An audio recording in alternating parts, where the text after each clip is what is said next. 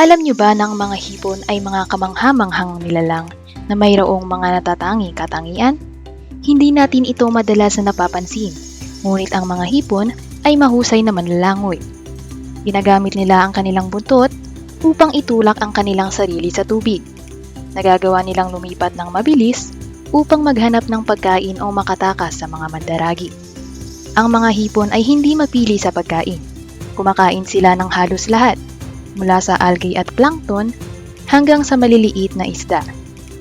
Ito ang dahilan kung bakit sila madaling makapangibabaw sa iba't ibang mga aquatic ecosystem. Maraming uri ng hipon ang may kakayahang magbalat kayo sa kanilang paligid upang protektahan ang kanilang sarili mula sa mga mandaragi. Ang ilan ay nagbabago ng kulay upang tumugma sa kanilang kapaligiran, habang ang iba naman ay nagtatago sa ilalim ng mga bato o halaman.